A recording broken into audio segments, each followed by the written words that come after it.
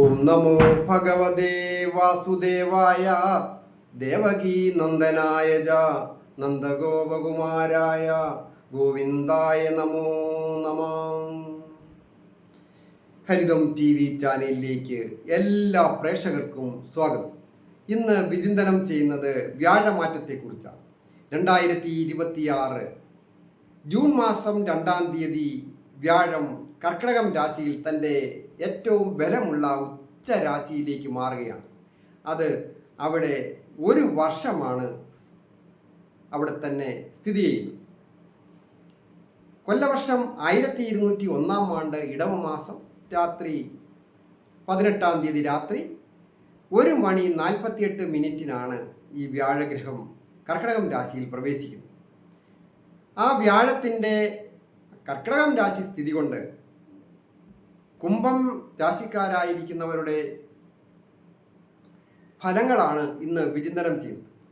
കുംഭം രാശിക്കാരെ സംബന്ധിക്കുന്നിടത്തോളം വളരെയധികം കഷ്ടതകളും നഷ്ടങ്ങളും ദുഃഖങ്ങളും ദുരിതങ്ങളും നിയമപരമായ പ്രശ്നങ്ങളും ആരോഗ്യ പ്രശ്നങ്ങളും സാമ്പത്തിക വിഷയങ്ങളും എല്ലാം വന്ന് കുടുംബജീവിതം തന്നെ പല രീതിയിലും ദുഃഖ ദുരിതങ്ങൾ ദാമ്പത്യ ജീവിതത്തിലൊക്കെ ഉണ്ടായിക്കഴിഞ്ഞ ഒരു രാശിക്കാരാണ് ഈ കുംഭം രാശിക്കാരായിരിക്കുന്ന അവിട്ടത്തിൻ്റെ 3-4 പാദങ്ങളും ചതയവും പൂരിട്ടാതി ആദ്യത്തെ 1-2-3 പാദങ്ങളും. ഏഴരശനിയൊക്കെ കഴിഞ്ഞു, അതിൻ്റേതായ പല ദോഷങ്ങളും. പിന്നെ രാശിയിൽ തന്നെ രാഹു സ്ഥിതി ചെയ്യുന്നു, അതിൻ്റേതായ ചില ദോഷങ്ങൾ. സപ്തമത്തിൽ കേതു വന്നതുകൊണ്ട് ദാമ്പത്യ ക്ലേശങ്ങൾ, ഇതൊക്കെ അനുഭവിച്ച ദുരിതപൂർണമായ ഒരു കാലം ആണ് കടന്നു പോയിക്കൊണ്ടിരിക്കുന്നത്. വ്യാഴം ഒരു പരിധിവരെ ഉച്ചരാശി ആയതുകൊണ്ട് കുംഭം രാശിക്കാർക്ക് ചില അഭിവൃദ്ധികളൊക്കെ ഉണ്ടാകും. എല്ലാ കാര്യത്തിനും അത്ര തൃപ്തികരമാണ് എന്ന് പറയാൻ പറ്റുന്ന കാര്യമല്ല. ഏതെങ്കിലും വലിയ വലിയ വൻ നേട്ടങ്ങൾ ഉണ്ടാകുക എന്ന് പറഞ്ഞാൽ അത് അത്ര തൃപ്തികരമല്ല. അതായത് വ്യാഴം 6-ാം ഭാവത്തിലേക്കാണ് മാറുന്നത്. 6 എന്ന് പറയുമ്പോൾ ചില കാര്യങ്ങൾക്ക് എന്നാൽ നല്ലതുമാണ്. അതായത് കുംഭം രാശിക്കാരെ സംബന്ധിക്കുന്നിടത്തോളം ആഗ്രഹം പൂർത്തീകരിക്കേണ്ട ഭാവത്തിൻ്റെ അധിപനാണ് വ്യാഴം 11-ാം ഭാവം കൊണ്ട്. അതുപോലെ തന്നെ 2-ാം ഭാവാധിപത്യം കൊണ്ട് ധനസ്ഥാനത്തിൻ്റെ അധിപനും അതുപോലെ തന്നെ ഭരണശക്തിയെ സൂചിപ്പിക്കുന്ന ഭാവത്തിൻ്റെ അധിപനാണ്. അങ്ങനെയുള്ള വ്യാഴം ഉച്ചനായിട്ട് വരുമ്പോൾ, അത് പൂർണ്ണ ബലവാനായിട്ട് വരുമ്പോൾ 6-ാമിടത്ത് സ്ഥിതി ചെയ്യുന്നത് കൊണ്ട് ചില കാര്യങ്ങൾക്ക് ക്ലേശമുണ്ടാകും. എന്നിരുന്നാലും ധനപരമായ കടങ്ങളൊക്കെ ഉള്ളവർക്ക് വീടുക. തസ്കരാരാദി വിഘ്നാദി വ്യാധയച്ച ധനുഷതി മരണം വാ അരി ശസ്ത്രേണ. പലതരത്തിലുള്ള മുറിവുകളൊക്കെ ഉണ്ടായിട്ടുണ്ടെങ്കിൽ അത് വ്രണങ്ങളൊക്കെ ഉള്ളവർക്ക് വ്രണങ്ങളൊക്കെ ഭേദമാകുന്നതിനും കടങ്ങളൊക്കെ വീടുക. വൻ രീതിയിൽ നനച്ചിരിക്കാത്ത സമയത്ത് ചില കാര്യങ്ങളിൽ ഏർപ്പെട്ട് കടങ്ങൾ വന്ന് ദുരിതത്തിലായിരിക്കുന്നവർക്ക് കടങ്ങൾ വീടുന്നതിനും ബാധ്യതയിൽ നിന്നൊക്കെ ഒഴിഞ്ഞു മാറുന്നതിനും, നിയമപരമായ പ്രശ്നങ്ങൾ വളരെ ദീർഘകാലമായി ചെയ്തുകൊണ്ടിരുന്ന സുഗമമായി നടത്തിക്കൊണ്ടിരുന്ന കാര്യങ്ങൾക്ക് ചില പ്രത്യേക കാരണങ്ങളാൽ പെട്ടെന്ന് നിയമപരമായ പ്രശ്നങ്ങൾ വന്നു, പോലീസ് സ്റ്റേഷൻ കയറേണ്ടി വന്നു, കോടതിയിലായിട്ട് കിടന്നിട്ട് ഒരു മുക്തി കിട്ടാതെ കിടക്കുന്നവർക്ക് അതിൽ നിന്ന് മുക്തി നേടും. അതുപോലെ തന്നെയാണ് സ്വന്തമായ ഒരു ജോലി ചെയ്യുന്നവർക്കും മറ്റ് തൊഴിൽ രംഗത്ത് നിൽക്കുന്നവർക്കും, വ്യാപാരമായാലും വിപണനമായാലും ഒരു കച്ചവടം ചെറിയ കച്ചവടമൊക്കെ ചെയ്യുന്നവരായാലും, വൻകിട എക്സ്പോർട്ടിങ് ഇമ്പോർട്ടിങ് പോലെയുള്ള കാര്യങ്ങൾ ചെയ്യുന്നവരോ, ഷെയർ മാർക്കറ്റിംഗ് ചെയ്യുന്നവരോ, ബ്രോക്കറിങ് കാര്യങ്ങൾ ചെയ്യുന്നവർ, ഇങ്ങനെയൊക്കെ ചെയ്യുന്നവർക്ക്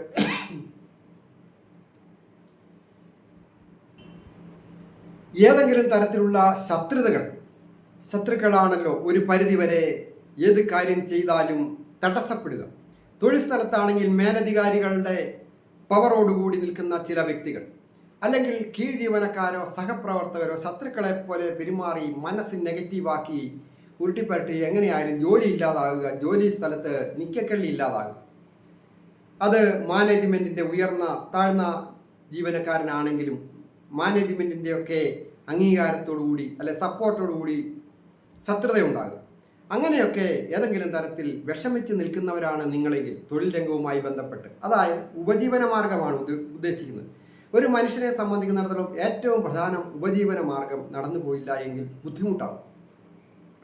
എല്ലാവരും വലിയ രീതിയിലുള്ള ധനശേഷിയുള്ളവരോ ബാങ്ക് ബാലൻസ് ഉള്ളവരോ ഭൂസ്വത്തുള്ളവരോ അല്ലല്ലോ. അപ്പോൾ സ്വന്തമായിട്ട് ബിസിനസ്സുകൾ ചെയ്യുന്നവർ, വലിയ വലിയ വ്യാപാര വിപണനങ്ങൾ ചെയ്യുന്നവർക്കും ഈ പ്രശ്നങ്ങൾ ഉണ്ടാകാം. അത് ഒക്കെ പരിഹരിക്കപ്പെടും ഈ വ്യാഴത്തിൻ്റെ 6ലെ സ്ഥിതി കൊണ്ട്. അതായത് ശത്രുക്കൾ പൊതുവെ നിഷ്പ്രഭരാകുന്ന ഒരു സാഹചര്യം ഈ വ്യാഴത്തിൻ്റെ സ്ഥിതി കൊണ്ട് കാണും.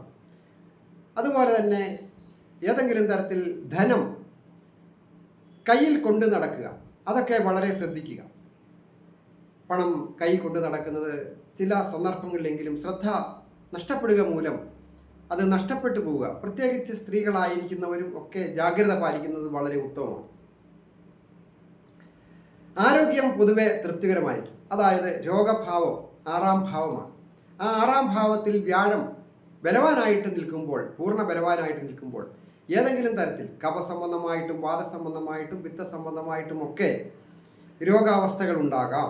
അത് ചിലർക്ക് മൂർച്ഛിച്ചിട്ടുള്ളവർ, യൗവനയുക്തരും യുവതി യുവാക്കളും മധ്യവയസ്കരും ബാലികാബാലന്മാർക്കും ഒക്കെ ഉണ്ടാകുന്ന അസുഖങ്ങൾ, അത് ഒരു പരിധിവരെ രോഗാവസ്ഥകൾ പെട്ടെന്ന് വിട്ടുമാറി ചികിത്സകൾ ഫലിക്കുന്നതിനും, നല്ല ഇതുവരെ ചെയ്തുകൊണ്ടിരുന്ന ഡോക്ടറെ മാറി വേറൊരു ഡോക്ടറെ കാണിച്ചു, പെട്ടെന്നൊരു ഗുളിക കൊടുത്തു അല്ലെങ്കിൽ മരുന്ന് കൊടുത്തു, കുറച്ച് ദിവസങ്ങൾ കൊണ്ട് തന്നെ പൂർണ്ണമായ ഭേദമാകുവാനൊക്കെ രോഗാവസ്ഥകൾ ഉള്ളവർക്ക് സൂചകമാണ്. അതുപോലെ മറ്റൊരു കാര്യം, ശ്രേയസ്സും യശസ്സും വന്നു ചേരും. അതായത് മാനാപമാനങ്ങളോ കിംവദന്തികളോ ഒക്കെ പരത്തി വളരെയധികം ദുഃഖത്തിൽ മാനസിക ക്ലേശങ്ങൾ വ്യഥ അനുഭവിക്കുന്നവർക്ക് ശ്രേയസ്സും യശസ്സും വർദ്ധിക്കും. ധനപരമായ ആഗമനം ഉണ്ടാകും. ഞരമ്പ് സംബന്ധമായ എന്തെങ്കിലും പ്രശ്നങ്ങളുള്ളവർക്കും അതൊക്കെ മാറിക്കിട്ടുന്നതാണ്. സഹോദര സ്ഥാനീയരോ സുഹൃത്തുക്കളോ ഒക്കെ സഹായിക്കുകയും ചെയ്യും. സഹോദര സ്ഥാനാധിപൻ്റെയും അതുപോലെ തന്നെ കാരാഗ്രഹത്തിൻ്റെയും ഒക്കെ സ്ഥിതി അനുസരിച്ച് ഉത്തമമാണ്. വിദ്യാർത്ഥികളായിരിക്കുന്നവർക്ക് വിജയങ്ങളൊക്കെ വന്നിച്ച്, അതായത് വിദ്യയുടെ ഭാവത്തിൻ്റെ അധിപൻ അത് ജാതകാൽ കൂടിയൊക്കെ നോക്കണം.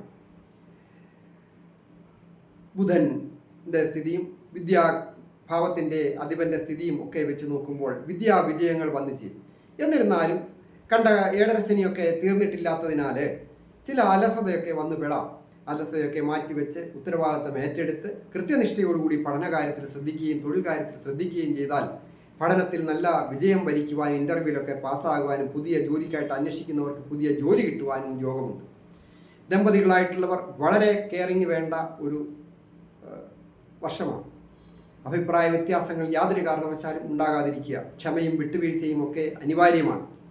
നിസ്സാര കാര്യങ്ങളെ ചൊല്ലി ഏതെങ്കിലും തരത്തിൽ ശത്രുക്കൾ, കൊള്ളുകലാത്ത സുഹൃത്തുക്കളോ ഒക്കെ കിംവദന്തികൾ പരത്തിയാൽ ബന്ധുക്കളും ആകാം.